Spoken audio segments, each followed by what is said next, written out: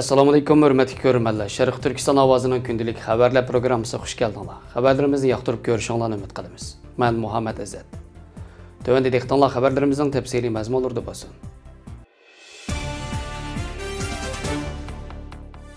Xinhua xabarlar to'rining 18-mart kuni tarqatgan sin ko'rinish xabari qaraganda, Xitoy temir yo'l doiralari dunyodagi ikkinchi cho'ng ko'chma qumliq bo'lgan Teklimakan qumliqini chambar shaklida to'liq aylanib chiqadigan zo'r tipdagi temir yo'l qurilishini boshlagan. Sin ko'rinish xabarida bu qurilishning yangi texnikalar orqali tez surat bilan davom qilayotganligi ko'rsatilgan. 825 kilometrlik bu chambar shaklli temir yo'l Xotan shahridan boshlanib, Charqiliq noyisida oyoqlashtirilgan bo'lib, Xitoyning davlatlik muhim temir yo'l qurilish turi hisoblanadi ekan. Xinhua to'rining bu yil fevral oyida bu vaqtda bergan xabarda aytilishicha, Teklimakan qumliqi temir yo'l aylanma liniyasining oxirgi qismi 2022-yilda qatnashga ichib etildi ekan. Buning bilan allaqachon qatnash boshlangan Golmod Korla temir yo'li, Janubiy temir yo'li va Qashqar Xotan temir yo'llari bilan tutashtirildi ekan. Mazkur qurilish dunyodagi tunji qumliqni chambar shaklida aylanib o'tadigan temir yo'l hisoblanadi ekan. Xitoy hukumati yaqin yillardan buyon Sharq Turkistonda ko'plab aerodrom va temir yo'l qurilish qilayotgan bo'lib, muhojiratlik analizchilar bu qatnash turlarining normal ehtiyojdan zo'r darajada eshib ketganligini alohida ta'kidlab kelgan. Shu sababdan ular bu qatnash yo'llarining yo'li to'shishni emas, aksicha Xitoy hukumatining g'arbga g'oyat zo'r sonda nopos ko'chirish hamda Sharq Turkistonning yer osti boyligini texmi zo'r miqdorda yo'tkab ketish ehtiyoji uchun o'ttirg'i chiqayotganligini olg'a surmoqda.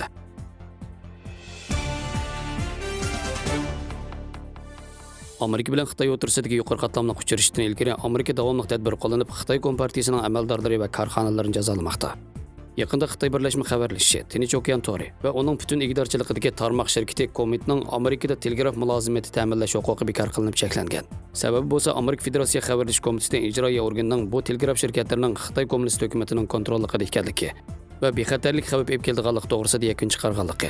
Bu shirkatlarning Amerikada savdo qilishiga yo'l qo'yilsa, xalqaro bexatarlik cho'ng masalalarni hal qilish to'sqinlik uchraydiganligini, ig'ir oqibat keltiradiganligini bayon qilgan. Bayden hukumati Xitoy bilan Alyaskada o'tkazilgan tunji yuzturan uchrashishdan bir kun burun Xitoy hukumatining Hong Kongdagi siyosiy erkinlikni cheklashiga qarshi tadbir qo'llanib, 24 nafar Xitoy va Hong Kong amaldoriga jazo tadbiri e'lon qilgan.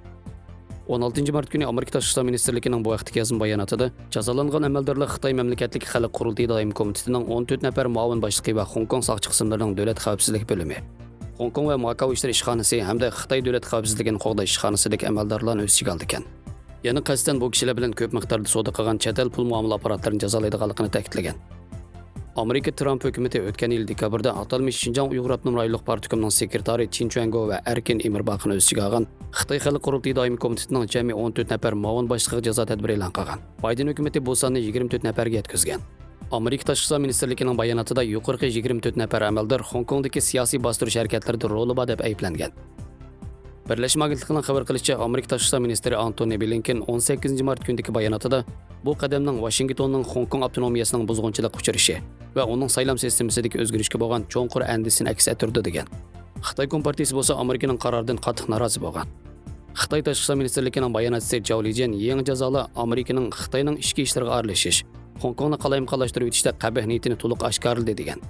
Shundaqla o'zlarining tadbir qo'llanib, Xitoyning egilik huquqi, xavfsizligi va taraqqiyot manfaatini qat'iy qo'g'daydiganligini ta'kidlagan. Amerika tarafining dal Xitoy bilan Alyaskada uchrashishdan bir kun burun bundaq bir harakat qo'llanishi kuchli diqqat qo'zg'agan. Kuzatuvchilar buning Amerika Bayden hukumatining bu uchrashishda Xitoy bilan ixtilof paydo qilayotgan negizlik masalalarda Xitoyga yo'l qo'ymaydiganligining bishorati deb qaragan.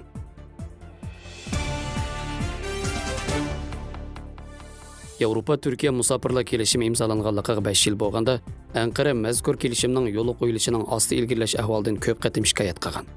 Hozir ikki tarafning jo'grafiyalik siyosiy munosabati nacharlashganlikdan Erdo'g'an tuzitish ideyasini o'ttirib qo'ygan. Yevropa birlashmasi bilan Turkiya o'rtasida 2016-yil 18-mart imzolangan musofirlar kelishimiga asosan Bryussel Turkiyaga 3 milliard 500 million suriyalik musofirni kutib olish uchun 6 milliard yevro berishni va'da qilgan. Buning badaliga Turkiya transporti musofirlarning Yevropaga berishining oldini olganligi va yangi musofirlar kirishsidan saqlanadiganligi to'g'risida va'da bergan. Navbatda ikki taraf o'rtasidagi vaziyat jiddiylik mazgilida bu kelishimning tuzitilishi va yo'l qo'yilishi to'sqinlik uchirmoqda.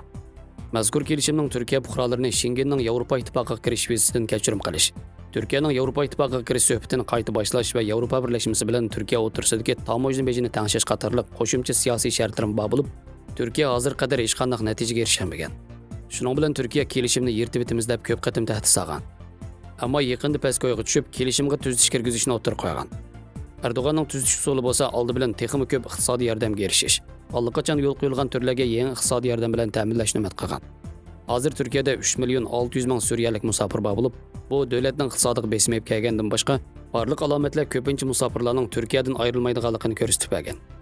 Turkiyaning Yevropa ittifoqi bilan aslida kelishimiga tuzish kirgizishni xohlaydiganligining yana bir sababi musofirlar iqimining qurilmasida o'zgarish bo'lgan. Suriyaliklarning Turkiyadagi musofirlarning asosiy iqim emasligini. O'tgan 5 yilda Turkiyada qo'lga olingan qonunsiz ko'chmanlarning 3dan biri Afg'onistonliklar, uningdan qolsa Pokistonliklar bo'lgan. Erdo'g'an o'tgan yil o'zining Yevropaga ish ochadiganligini o'tirib qo'yib amalashtirganda, Suriyaliklar Gretsiya chegarasiga borgan va Yevropaga bormoqchi bo'lgan musofirlar ichida faqat oz sonliq bo'lgan. 2016-yildan boshlab bir qator asosli xalqaro masalalar, bo'libmi Gretsiya bilan Sharq O'rta dengiz krizisi, shundaqla Siprosning hozirgi vaziyatida Yevropa ittifoqi bilan Turkiyaning munosabati nacharlashgan.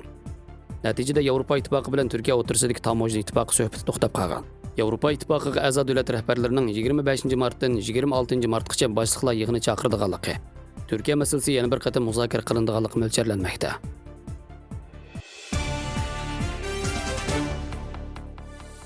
Angliya, Kanada, Fransiya, Germaniya, Italiya, Yaponiya va Amerika Qo'shma Shtatlar qatorliq taraqqiy topgan 7 davlat guruhi Rossiyaning Ukrainaning egalik huquqi, zamin butunligi va mustaqillikka ziyon yetkazishni davomlashtirayotgan qilmishlarni ayblaydiganligini va Qrimni egallab olishni e'tirof qilmaydiganligini jakarlab, tashqi ishlar ministrlari bilan Yevropa ittifoqi tashqi munosabatlar va xavfsizlik siyosatlari oliy vakolatxonasi qo'shma bayonot e'lon qilib, Ukrainaning egalik huquqi va xalqaro e'tirof qilingan chegaralarni asos qilgan zamin butunligini qat'iy qo'llaydiganligini yana bir qatim ta'kidladi. Rossiyaning Qrim va Sevastopolni qonunsiz shaklda egallab olishining 7-xotir yilida e'lon qilingan bayonotda Rossiyaning egallab olishini yo'llashtirish urinishlari e'tirof qilinmadi va qilinmaydi degan.